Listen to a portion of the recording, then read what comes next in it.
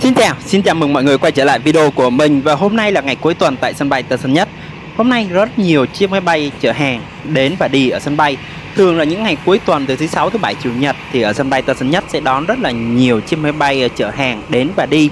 Và hôm nay là một ngày như thế và chúng ta đang có mặt ở trên màn hình của chúng ta đây là một chiếc Teleport, chiếc máy bay thuộc hãng hàng không thuộc của AirAsia. Chiếc máy bay sẽ thực hiện chặng bay từ sân bay Tân Sơn Nhất đi Phuket, Thái Lan.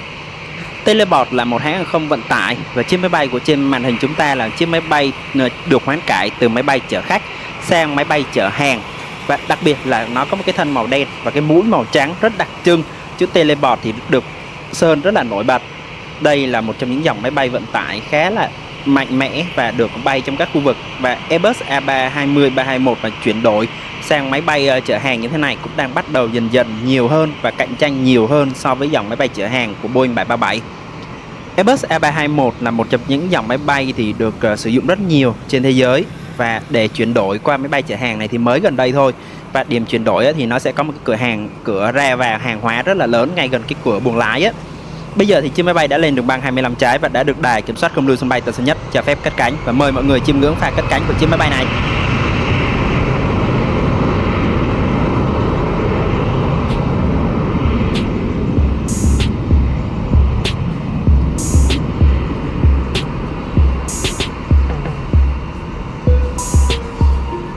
Ngay sau khi chiếc Airbus A321 chở hàng của Teleport cất cánh rời khỏi sân bay Tân Sơn Nhất thì chúng ta sẽ tới với một chiếc máy bay khác, chiếc Boeing 7879 Dreamliner của hãng hàng không United Airlines, hãng hàng không đến từ Hoa Kỳ.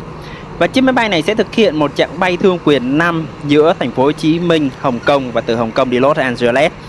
Và United là một hãng hàng không của Hoa Kỳ nên thế là chất lượng dịch vụ thì họ sẽ là theo của Mỹ chứ không thể nào theo của châu Á được. Nên thế chặng bay từ sân bay Tân Sơn Nhất đi Hồng Kông, Trung Quốc á, thì chỉ phục vụ những các loại bánh ngọt và nước uống trái cây hoặc là rượu bia các loại thôi, chứ không thể được phục vụ ăn nóng như các hãng hàng không truyền thống của các hãng châu Á hoặc là Đông Nam Á chúng ta. Nên thế là bạn nào mà chọn đi United thì đừng quá bỡ ngỡ nhé. Nhưng mà họ sử dụng dòng máy bay Boeing 7879 Dreamliner rất là hiện đại. Dòng máy bay này thì sẽ được bay chặng bay thương quyền 5.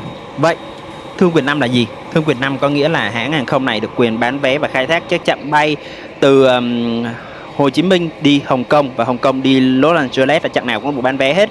Thông thường thì bay từ Los Angeles mà bay đến sân bay Tân Sơn Nhất, đúng không? Thì khi mà quá cảnh ở Hồng Kông, bình thường nếu mà không có thương quyền 5 thì sẽ không được bán vé chặng từ Hồng Kông về sân bay Tân Sơn Nhất đâu. Nhưng mà khi đã có thương quyền 5 thì họ được bán vé toàn tuyến luôn, chuyến nào cũng được, chúng ta có thể mua để đi từ Tân Sơn Nhất đi Hồng Kông được. Đây là một cách lý giải dễ hiểu nhất về chặng bay thương quyền 5. United là một hãng hàng không có lịch sử lâu đời cũng tới sân bay Tân Sơn Nhất, và sau này họ nghỉ một khoảng thời gian. Sau đó thì họ mới bắt đầu khôi phục lại cái chặng bay này, và chặng bay này thì đa số là khách Mỹ là chính, hoặc là khách mà bay từ sân bay Tân Sơn Nhất đi Hồng Kông thôi, chứ không bay từ Hồng Kông đi Mỹ. Đó thì là những hành khách này. Và để nói rằng để thương quyền 5 thì ngoài chặng bay của United thì còn chặng bay nào khác, thì chúng ta sẽ có một cái chặng bay của hãng hàng không 5 sao, đó là Qatar, cũng bay từ sân bay Tân Sơn Nhất đi Phnom Penh nhé, cũng là chặng bay thương quyền 5 đấy. Và các hãng hàng không thì rất là tích cực để có những cái thương quyền như thế này để có thể thêm khách, thêm hàng hóa và bán thêm được rất là nhiều dịch vụ, gia tăng giá trị cho một cái máy bay nào đó trong một cái chặng bay nào đấy. Còn bây giờ thì chiếc máy bay được lệnh tiến lên đường băng 25 trái rồi, và mọi người thấy không, máy bay rất đẹp luôn. Và United thì là một cái hãng hàng không có màu sơn cũng rất là đẹp, mà họ tới ở giờ cũng rất là cất cánh giờ rất là đẹp chứ. Đó là khoảng 7 giờ rưỡi sáng thì máy bay cất cánh, và chúng ta hôm nay trong một điều kiện thời tiết rất tốt. Bây giờ máy bay đã được đài kiểm soát không lưu sân bay Tân Sơn Nhất cho phép cất cánh.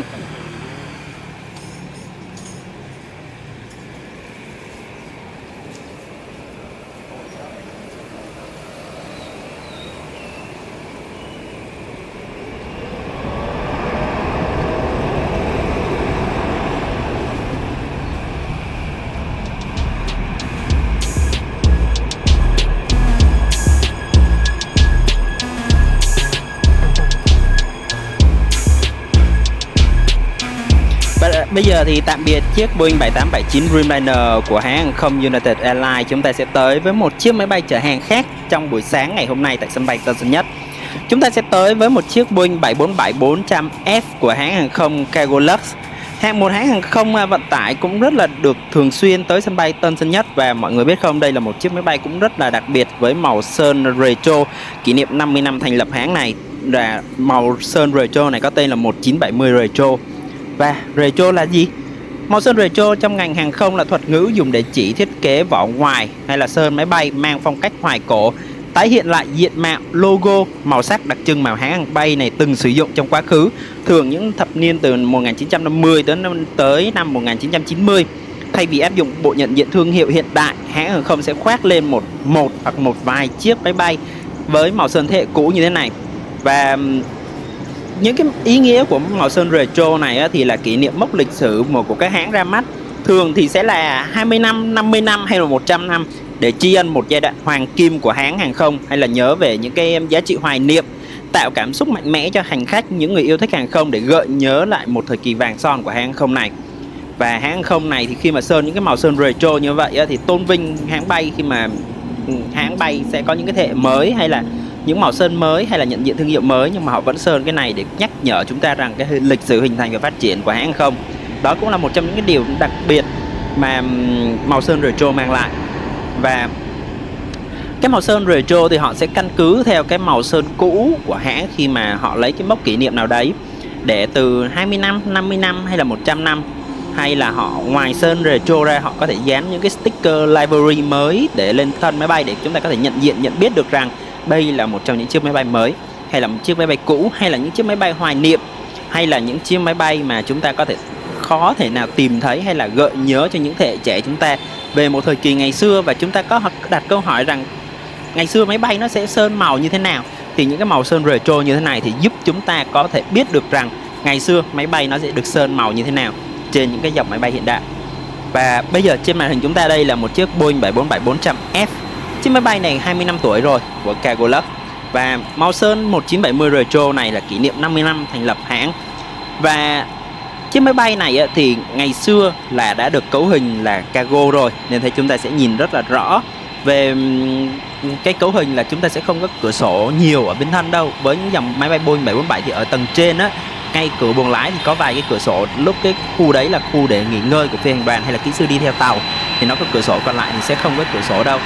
Và đây nhìn màu sơn cũ chúng ta sẽ thấy được rằng là chiếc máy bay có vẻ nó nhỏ nhắn hơn, nó giống một chiếc Boeing 747-200 hay là những chiếc Air Force One chẳng hạn, thì nó giống như vậy. Nhưng mà thực ra đây là dòng 400 đó mọi người, nhìn rất là to. Nếu mà thay màu sơn khác vào thì chúng ta sẽ thấy nó rất là lực lưỡng. Và màu sơn này thì hãng hàng không này thì cũng đã kinh qua cũng rất là nhiều. Và đặc biệt hôm nay thì một ngày rất là nhiều máy bay chở hàng. Và ngay phía sau này chúng ta có một chiếc Airbus A330-300 chở hàng của Air Hồng Kông. Chiếc máy bay này đặc biệt là chiếc máy bay này là được hoán cải từ máy bay chở khách sang máy bay chở hàng cơ, chứ không phải là một máy bay chở hàng ngay từ khi sản xuất như chiếc Boeing 747-400F đâu, mà nó là một chiếc máy bay chở khách sau đó được hoán cải thành máy bay chở hàng. Và bây giờ thì chúng ta sẽ trở lại với màu sơn retro đi, nơi một cái màu sơn mà rất là đẹp. Và chúng ta thấy không, các máy bay đậu gần nhau. Đây phía chúng ta đang có một chiếc Boeing 747-400F là chiếc máy bay được sản xuất là chở hàng luôn, còn ngay phía sau thì là chở khách. Đây là màu sơn cũ của Cargolux này mọi người, cái phần mũi màu đen và cái dưới màu xám được phân cách với màu trắng là bởi một cái viền đường đỏ. Chữ Cargolux rất là mỏng manh, và ở động cơ cũng có chữ Cargolux đó. Và các hình mà logo nhận diện là hình như 3 cái thùng hàng họ chất lên.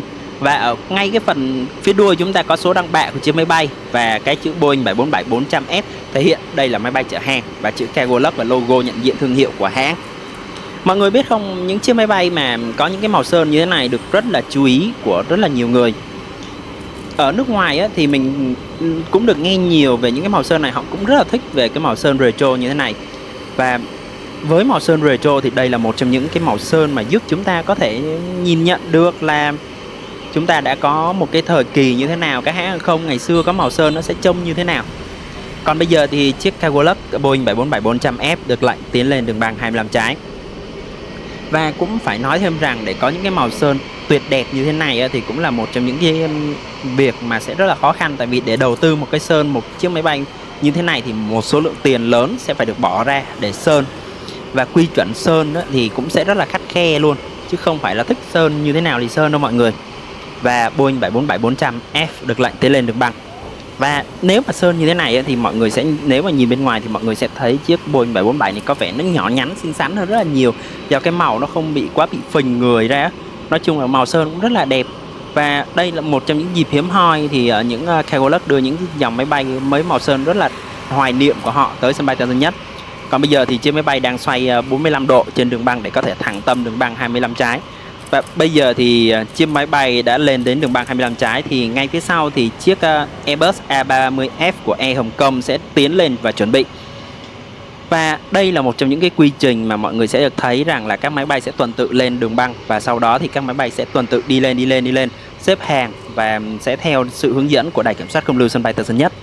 Và đây Air Hồng Kông thì là máy bay chở khách sang máy bay chở hàng, nên thế mọi người sẽ thấy có những cái khung cửa sổ vẫn còn của máy bay chở khách đó, họ chỉ bịt lại thôi, chứ còn là nhìn phát chúng ta sẽ nhận diện ra được rất là dễ dàng đây là một chiếc máy bay chở khách sang máy bay chở hàng.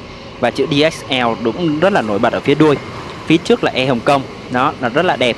Còn bây giờ thì chiếc Boeing 747-400F của Cargolux được lệnh cất cánh rời khỏi sân bay Tân Sơn Nhất, và mời mọi người chiêm ngưỡng pha cất cánh của chiếc Boeing 747-400F rất đẹp, rất hoài niệm này của hãng hàng không Cargolux cất cánh rời khỏi sân bay Tân Sơn Nhất hướng về Luxembourg. Nào, bây giờ chiếc máy bay cất cánh thôi.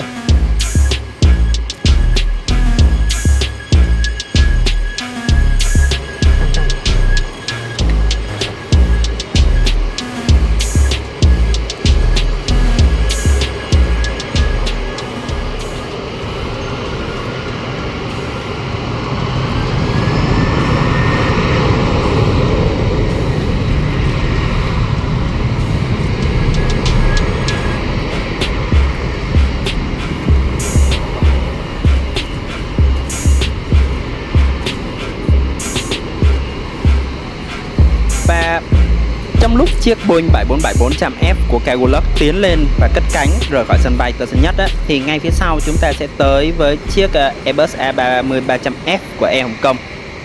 Air Hồng Kông và DXL là một trong những cái liên minh liên doanh thành lập ra cái Air Hồng Kông này. Và DXL cũng có một cái liên doanh nữa kết hợp với cũng tới sân bay Tân Sơn Nhất, đó là Aerologic của Đức đó. Cũng là một trong hãng DXL này cũng có nắm cổ phần. Và DXL là một trong những cái công ty chuyển phát nhanh rất là được uy tín trên thế giới. Và bây giờ thì chúng ta sẽ thấy được chiếc Airbus A330-300F lên trên đường băng 25 trái và sẽ dừng chờ để cho chiếc Boeing 747-400F bay một khoảng rất là xa. Sau đó thì máy bay mới được lệnh cất cánh. Còn bây giờ thì máy bay đã được lệnh cất cánh rời khỏi sân bay Tân Sơn Nhất. Mời mọi người chiêm ngưỡng pha cất cánh của chiếc máy bay này nào.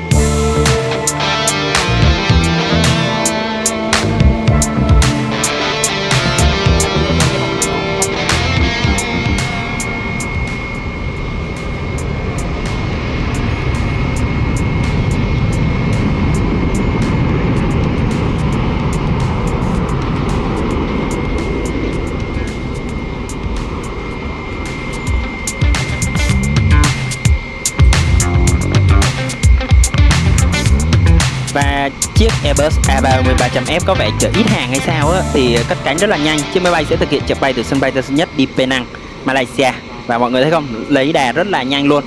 Còn bây giờ thì tạm biệt chiếc Airbus A330-300F này, chúng ta sẽ tới với chiếc Boeing 737-400F. Chiếc máy bay được hoán cải từ dòng máy bay chở khách Boeing 737-400 chuyển đổi thành máy bay chở hàng. Và dòng máy bay Boeing 737-400 là một trong những dòng máy bay mà được rất là nhiều nước ưa chuộng để có thể chuyển đổi từ máy bay chở khách sang máy bay chở hàng, vì cấu trúc nó cũng rất là cứng cáp. Và đây là một trong những dòng máy bay ngày xưa cũng sản xuất rất là nhiều và họ có những quy trình chuyển đổi rất là tốt. Và điều đặc biệt hơn nữa về những cái dòng Boeing 737 như thế này, chúng ta sẽ thấy được cái rõ, và ở nhìn cái hướng này mọi người sẽ thấy cái hai phần động cơ nó đi. Mọi người nhìn nó rất là bẹp đó chứ không phải là, nhưng mà bên trong lõi thì vẫn là tròn nhé, nhưng mà bên ngoài vỏ ngoài thì họ đánh, các kiến trúc sư hay là những người thiết kế ra chiếc dòng máy bay Boeing 737-400F này thì họ đã làm móp đi để có thể là máy bay có thể không, cái động cơ không thể chạm được đường băng được, do cái chân, cái càng đáp của Boeing 737 thì nó bị ngắn quá, mà cái động cơ thì nó to, nên thế họ sẽ chịu khó làm sao đó di chuyển các linh kiện, làm sao đó để có thể dạt sang hai bên và tạo một cái kiểu nó hơi bẹp, hay là giống như người ta đấm một phát nó bị hình tròn, nó thành một cái hình dẹp như vậy Thì đấy là một trong những cái điểm đặc trưng của dòng Boeing 737. Nếu mà mọi người sẽ nhìn khi mà những cái dòng máy bay cũ á, của Boeing 737 thì mọi người sẽ thấy phần động cơ đó, thì nó sẽ bị bẹp bẹp như thế này. Nhưng mà đối với dòng Boeing 737 Max á, thì động cơ nó sẽ nhìn nó tròn hơn lại rồi, chứ không còn bẹp rõ ràng như thế này nữa. Đây cũng là một trong những dịp hiếm hoi chúng ta sẽ thấy được những cái điều rất là đặc trưng của dòng Boeing 737. Và chiếc Boeing 737-400F này cũng đã có lịch sử rất là lâu đời rồi, và chúng ta có thể thấy được rằng ngày xưa máy bay sẽ trông nó như thế nào đấy. Ngày xưa thì máy bay trông nó như thế này mọi người. Nó cũng không có quá gì cầu kỳ hiện đại, hay là những cái winglet hay shacklet hay là cái gì đấy nó đặc trưng khí động học lắm. Nó chỉ có như thế này thôi. Và chiếc máy bay được chuyển đổi từ máy bay chở khách sang máy bay chở hàng, và hiện tại thuộc đội bay Emirates của Malaysia. Và đây mọi người có thể nhìn cận cảnh hơn cái động cơ. Mình luôn nhấn mọi người nhớ nhìn động cơ máy bay Boeing 737, nhìn nó rất là tếu tếu luôn, nhìn nó rất là đẹp, nhìn nó rất là kiểu rất là trưng luôn. Nhưng mà thực ra bên trong lõi là vẫn là tròn, động cơ vẫn tròn, vẫn quay đều, vẫn quay tròn luôn. Đây là một trong những cái điều mà rất là thích thú ở những dòng Boeing 737, đặc biệt là những dòng càng cũ, chúng ta sẽ thấy cái độ bẹp nó càng cao như thế nào. Những cái hình ảnh đầu tiên ngày xưa Boeing 737 cái động cơ mà nó còn dài thì nó không bị bẹp như thế này đâu. Sau này động cơ nó phát triển hơn, mạnh mẽ hơn thì nó sẽ là bị bẹp. Đây mọi người có thể bắt đầu nhìn đó, bây giờ nó hình giống hình oval hơn là hình tròn. Đây là một trong những cái điều khá là thú vị. Và đây là do là máy bay chuyển đổi từ máy bay chở khách sang máy bay chở hàng, nên chúng ta sẽ thấy vẫn có cái hàng cửa sổ ở trên thân máy bay, nhưng thay vì họ đã bịt bằng những cái tấm kim loại, họ đã bịt rồi, nhưng mà chúng ta vẫn thấy rõ đây là những cái tấm cửa sổ ngày xưa vẫn còn. Đây là một trong những cái điều mà để mọi người có thể nhìn nhận và nhận diện đâu là máy bay chở khách, đâu là máy bay chở khách chuyển đổi qua máy bay chở hàng đó. Và bây giờ thì chiếc máy bay được lệnh tiến lên đường băng hàng 15 trái, và chúng ta sẽ thấy rằng cái can đáp của Boeing 737 thì nó rất là thấp luôn. Nó thấp, rất là thấp hơn nhiều so với dòng Airbus A320, 321. Nên thấy đây cũng là một điểm bất lợi, nhưng mà nó cũng có là một cái điểm lợi thế rất là nhiều. Ở những cái sân bay mà không có nhiều thiết bị hỗ trợ thì con người có thể lấy hàng hóa, chất chứa hàng hóa ra thuận tiện hơn so với dòng máy bay Airbus A320, 321. Còn bây giờ thì máy bay đã được lệnh cất cánh rời khỏi sân bay Tân Sơn Nhất.